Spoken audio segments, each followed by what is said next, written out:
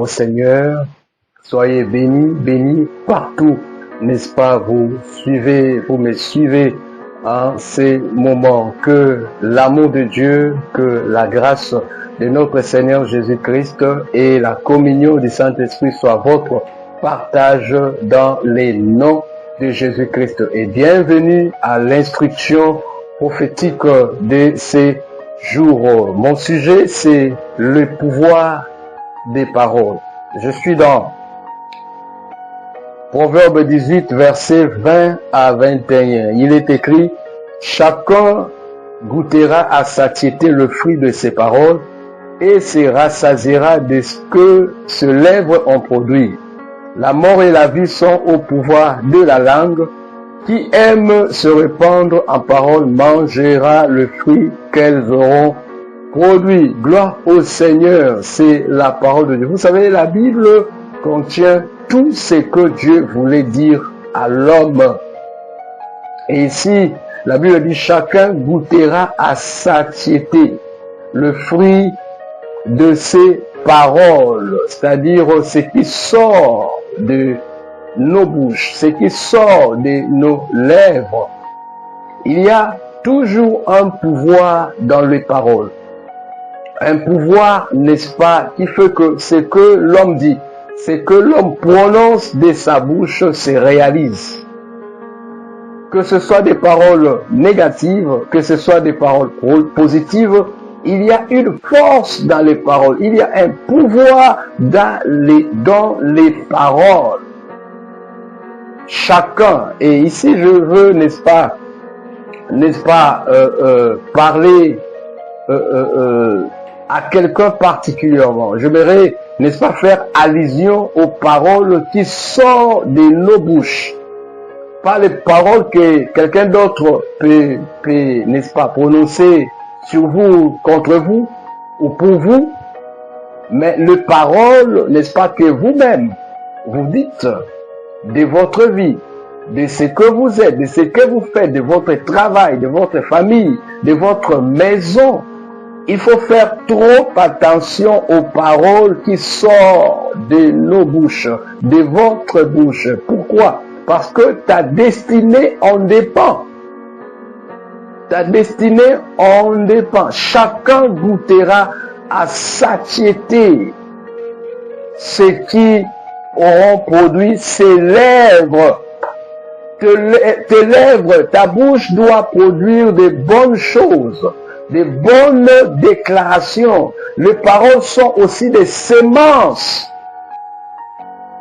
Chacun goûtera à satiété le fruit de ses paroles. Dans Matthieu 12, 37, la Bible dit: par tes paroles, par tes propres paroles, tu seras justifié. Par tes propres paroles, tu seras condamné. Il y a de cela quelques années, j'avais reçu deux femmes aux mêmes périodes, pas le même jour bien sûr, mais aux mêmes périodes. L'autre sortait d'une ville ici au Cameroun appelée Konsamba pour Douala. Elle était venue me voir à Douala et l'autre était ici à Douala. Ces deux femmes avaient le VIH. L'une, après le visite prénatale, on a constaté qu'elle avait atteint le virus, autant pour moi. Et ce jour, elle est venue dans mon bureau en pleurant. Et je lui ai dit: de quoi pleure-t-il? Et elle a présenté le résultat, n'est-ce pas, médical. Et je bien lis, c'était écrit séropositive. Elle était atteinte du VIH. Alors, je lui ai demandé si elle est chrétienne, elle a dit oui. Et sérieusement, je lui ai dit: tu n'as pas ça. Et elle a cru que c'était une prophétie, c'était la parole de Dieu. Parce que la parole de Dieu dit: si quelqu'un est en Christ, il est une nouvelle créature, les choses anciennes sont passées. Alors, je l'amenais à croire que même son sang avait changé. Et finalement, elle m'a cru. Elle est allée, son langage également a changé. On les avait demandé à elle et à son mari de venir ici à Douala pour confirmer le résultat. Elle a fait 3 jours de prière. Elle jeûnait, elle mangeait à 18 heures pendant 3 jours. Et dans sa prière, elle disait, je n'ai pas ça, je n'ai pas le VIH. Parce qu'il est écrit, si quelqu'un est en Christ, il est une nouvelle créature, les choses anciennes sont passées et voici, toutes choses sont devenues nouvelles. Et elle dit, elle déclarait que j'ai un nouveau sang. Ce qui fait que le 3e jour, elle est venue, nous avons prié, elle est allée faire les examens, il n'y avait plus rien.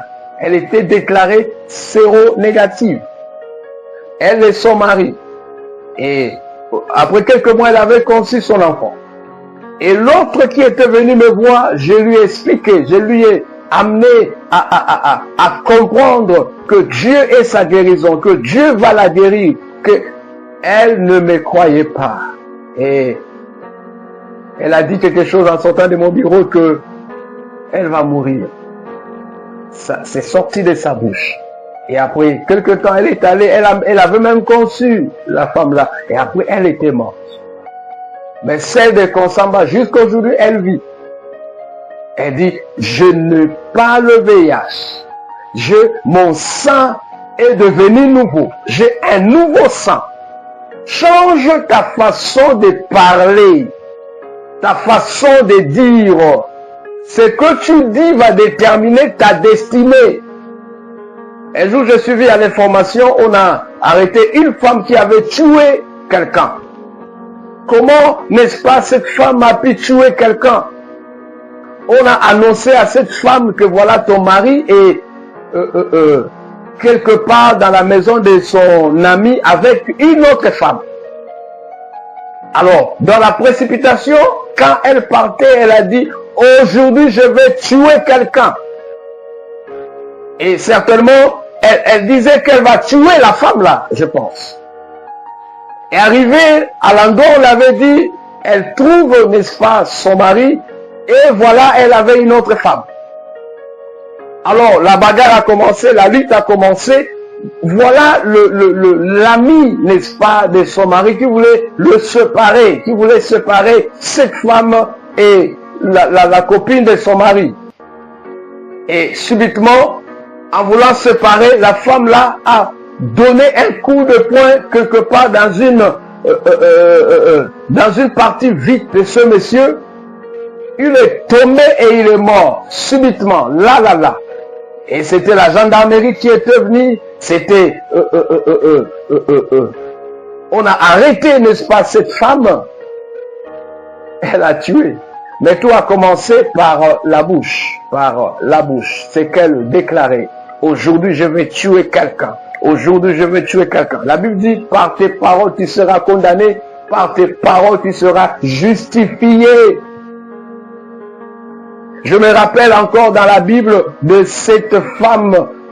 La Bible raconte son histoire. La veuve de Sarepta qui avait reçu Élie. Et quand Élie leur demanda à manger, la demandant à manger, cette femme a dit, ce que nous avons, nous allons manger aujourd'hui et attendre la mort.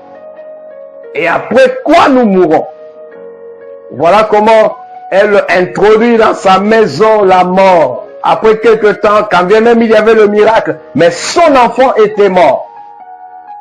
Gloire au Seigneur, Élie était là, il a imploré Dieu, l'enfant était ressuscité. Je m'aimerais, n'est-ce pas, t'instruire en ce jour. Fais attention aux paroles qui sortent de ta bouche parce que ta destinée en dépend. Parle bien de toi-même, parle bien de ta maison, parle bien de ton ministère, de tes projets. Prononce des paroles qui sont bonnes, des paroles qui sont bien. Ainsi, ce que tu dis, la Bible dit, tu seras justifié par tes paroles, condamné par tes paroles. Autrement dit, le mot que vous prononcez maintenant reflète votre sort futur. Soyez bénis au nom de Jésus. Amen.